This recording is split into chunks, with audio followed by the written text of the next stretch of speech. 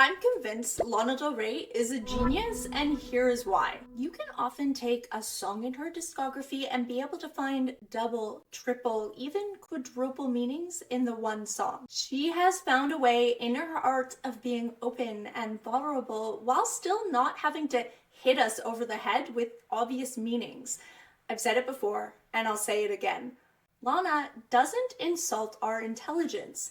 She gives credit to her listeners to take what you need from a song. And there are so many ways a listener can enjoy a Lana Del Rey song. You can just simply vibe listening to the nuanced sonic landscape, not even hearing one lyric, and that's okay. You can hear the lyrics and be taken back to an emotion or feeling you had in life, and that song becomes part of your story along with hers, and that's also okay. Or you can analyze line by line the entire song 20 times over, constantly going back and forth on different meanings, and that's also okay. I personally tend to fall in the first and second category for my first listen, and then quickly migrate over to the third one and spend way too much overthinking the lyrics for the rest of my existence. And we finally get to the real reason for this essay. But first, hi, my name is Val, and welcome to Passion Dump of an Autist if you're new, and welcome back if you're not.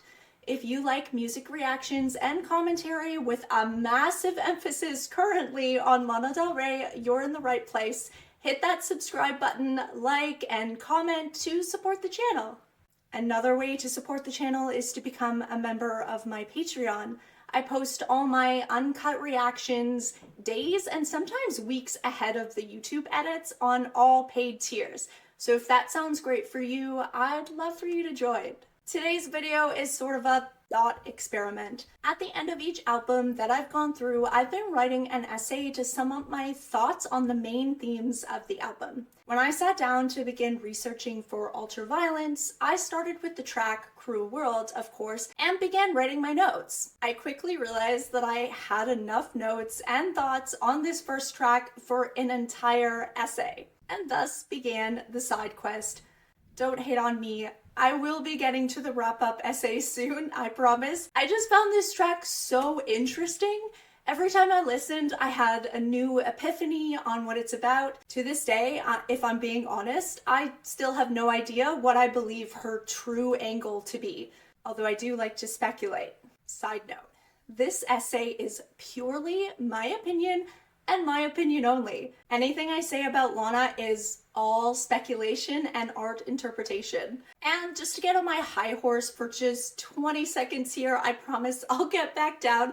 I'd like to remind the people who like to correct me about what his song is about as a matter of fact, that unless you're inside Lana's brain, nothing is fact. Art is subjective. But also, please don't let that stop you from commenting your own interpretations. I absolutely love hearing them, and that's totally not what I'm talking about here. I'm more concerned with the snooty people who frame their comments like they know everything about Lana and their opinions on her art are objective fact. That really grinds my gears. Now that I have that off my chest, let's continue. During my time listening to Cruel World, I came up with 3 different theories or ways of interpreting the song.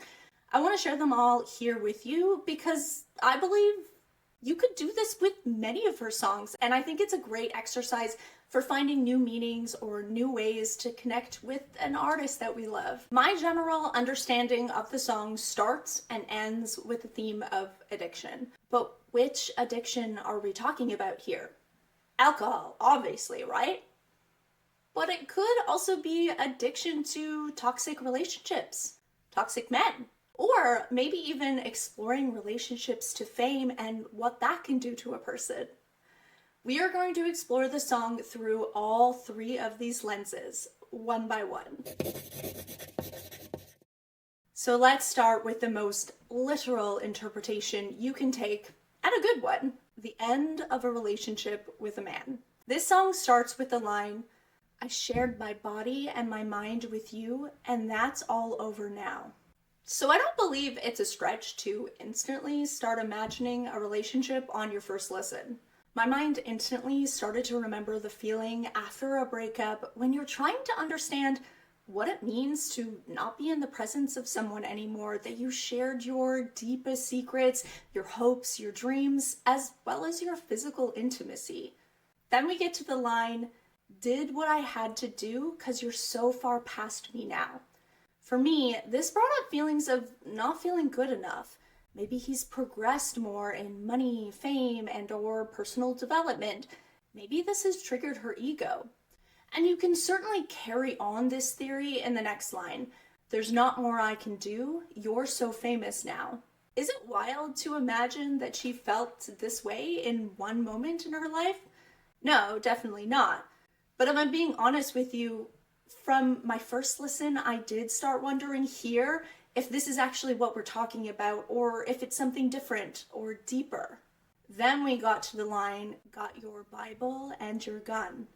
Here's where I started getting skeptical about what we were talking about here. Could it be talking about a guy toting a Bible in one hand and a gun in another? Yes, most definitely. This image is certainly real, especially in the Americana landscape that she's painting. There are men who love their Bibles and their guns. I'm not disputing that. But pointing this out, using this language, certainly felt like it meant something deeper. So after my first listen, I started to try to interpret what this could mean in a more metaphorical sense. What is the Bible a symbol of? Well, I would argue it means different things to different people depending on the context. Certainly same with a gun as a symbol. As a Canadian, my relationship to guns is notably different than that of an American, for example. But what I was able to settle on in my brain was that the Bible could mean a rule book or a certain way of living, and gun might mean protection for the owner. Then, when I started to see it from another perspective, I realized that it could also be seen as power. And look at that, from another perspective, you could also see Bible as a form of power or even control. So here we are. The Bible and the gun could be seen through lens of freedom, expansion, and protection with the one mindset, and someone else's chains or imprisonment from another perspective. See the genius? She's incredible. So if we continue going down the literal path of this being about a relationship, we can interpret the lines, and you like to party and have fun, and I like my candy, and you're women, I'm finally happy now that you're gone, as her pointing out both of their addictions, could be drugs, alcohol, women, money, etc., and how breaking free from this relationship has allowed her space to conquer these addictions. Then we see her put on her armor again. Got my little red party dress on, everybody knows that I'm the best, I'm crazy.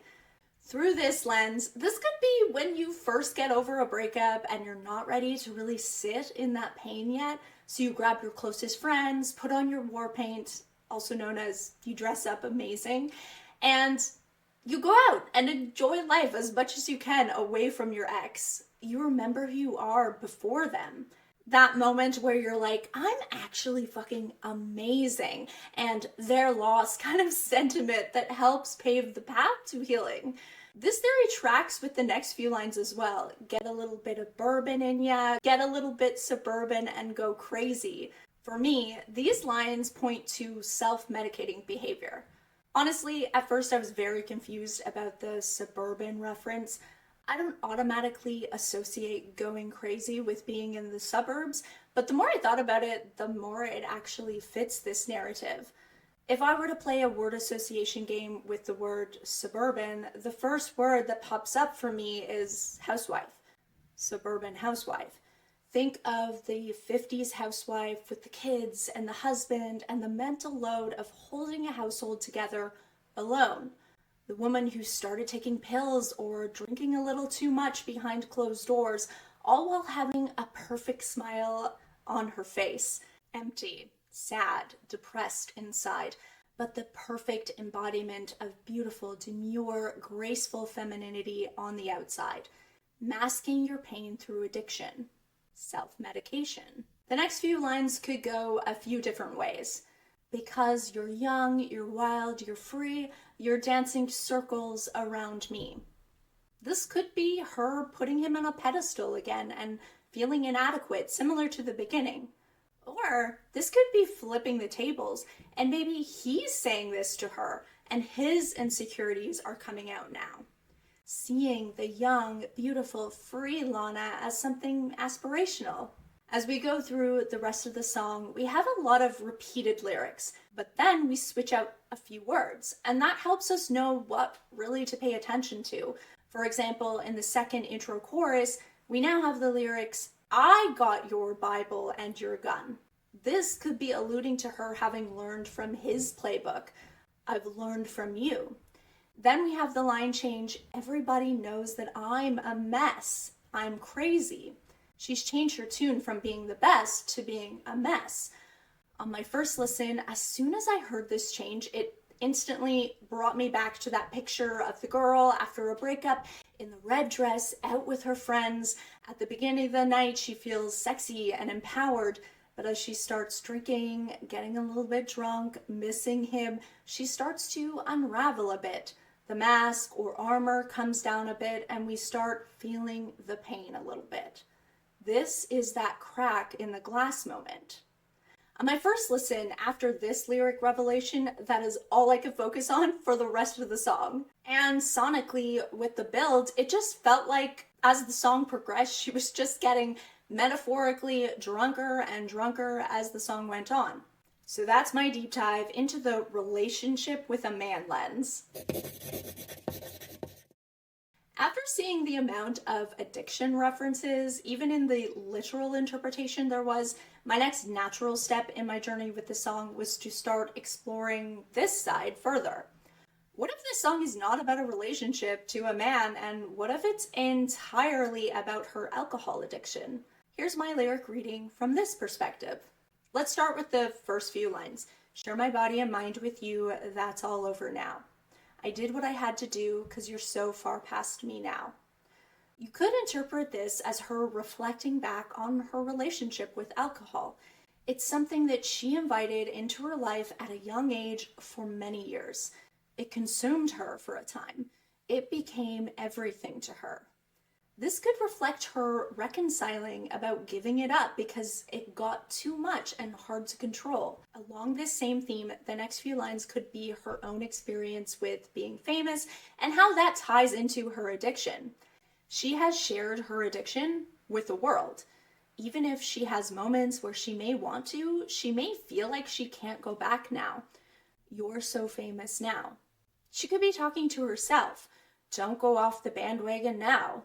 Now onto the most interesting line, in my opinion. Got your Bible and your gun. Through this lens, this could be reflecting on the ways in which alcohol can be both a way of life and a destruction. Personally, as an undiagnosed autistic teen, I loved using alcohol as a way to feel more comfortable in being myself.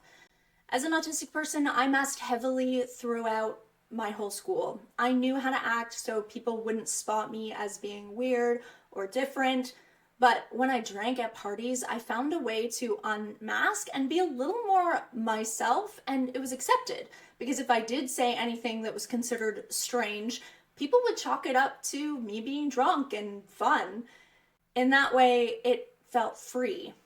But obviously, we also know the harm and destruction it can do to people and relationships. The next line could be how addiction is non-linear. It could be pulling her in again and she's snapping herself out in the lines like, "And you like to party and have fun, I'm finally happy now that you're gone." The next lines could be about her putting on that armor again and reminding herself of who she is and why she quit.